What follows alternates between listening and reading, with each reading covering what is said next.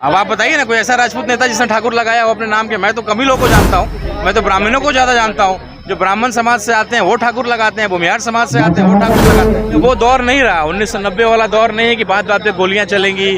अब ईवीएम का ज़माना है, अब वो ज़माना नहीं है। तो राजनीति के तरीके को अब अपग्रेड करने की ज़रूरत है। कुछ लोगों का तरीका अलग है, कुछ लोग विवादित बयान दे करके रहना चाहते हैं, तो वो मैं इस पर टिप्पणी नहीं करना चाहूँगा। पूरे भारत में एक विवाद चल रहा है ठाकुर का कुआं, इस विवाद को लेकर क्या कहेंगे? देखिए, ये दो समुदाय नहीं, दो व्यक्ति का लड़ाई है, दो व्यक्ति का अपना आपस का विचारधारा है। उसको लेकर के हम लोग को नहीं करना चाहिए। राजपूत और ब्राह्मण सदियों से साथ चले हैं। दोनों का जो है आदर दोनों के प्रति बहुत बेहतरीन रहा है, बहुत खूबसूरत रहा है। राजपूतों ने बहुत सम्मान किया ब्राह्मण के, ब्राह्मणों ने भी त्याग किया, उनको आशीर्वाद दिया। कई चीज़ें जो हैं चली हैं, सदियों से चली आ रही हैं।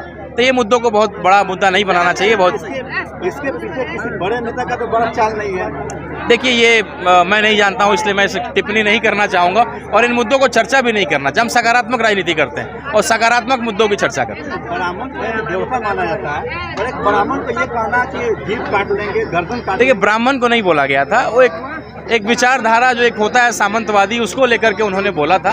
और ठाकुर तो सब लगाते हैं, भूमिहार भी लगाते हैं और पंडित जी भी लगाते हैं। बहुत मैथिली ब्राह्मण चले, दरभंगा चले, ये सब ठाकुर लगाते हैं। अब आप बताइए ना कोई ऐसा राजपूत नेता जिसने ठाकुर लगाया हो अपने नाम के। मैं तो कम ही लोगों को जानता हूँ, मैं तो ब्राह्मणों को ज़्यादा जानता हूँ। जो ब्राह्मण समाज से आते हैं वो ठाकुर लगाते हैं, भूमिहार समाज से आते हैं वो ठाकुर लगाते हैं। तो ठाकुर जाति को लेकर के नहीं। मनोज झा जी ने इस बात को पहले अपना बोला भी, डिस्क्लेमर भी लगाया कि मैं किसी जाति को नहीं, एक विचारधारा, एक इसको लेकर के मैं उसने टिप्पणी की उन्होंने किया। बड़े राजपूत घराने से आते हैं, आपके पिता पूरे बिहार के नेता माने जाते थे और लेकिन किसी राजपूत नेता के द्वारा कोई विरोध नहीं किया गया, लेकिन एक व्यक्ति के द्वारा इस बयान को क्यों विरोध किया जा रहा है? देखिए, अब नए राजपूत जो है वो भी कलम चलाना सीख रहे हैं। जब ऐसी परिस्थिति आएगी तो तलवार भी निकालेंगे। लेकिन अब वो दौर नहीं रहा, 1990 वाला दौर नहीं है कि बात बात पे गोलियां चलेंगी और उस तरह का लड़ाई झगड़ा और उस तरह की भाषा।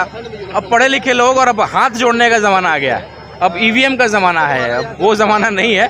तो राजनीति के तरीके को अब अपग्रेड करने की ज़रूरत है। जैसे हम अपने सॉफ्टवेयर को अपग्रेड करते हैं ना, तो तरीके को भी अपग्रेड किया जाना चाहिए। कुछ लोग बिहार में फिर से अपना जगह तलाश करने की कोशिश कर रहे हैं। निश्चित रूप से, अब जैसे हम कैरम करा के भी तो अपना चर्चा कर सकते हैं, आपको हम बयान दे सकते हैं। कुछ लोगों का तरीका अलग है, कुछ लोग विवादित बयान दे करके रहना चाहते हैं, तो वो मैं इस पर टिप्पणी नहीं करना चाहूँगा।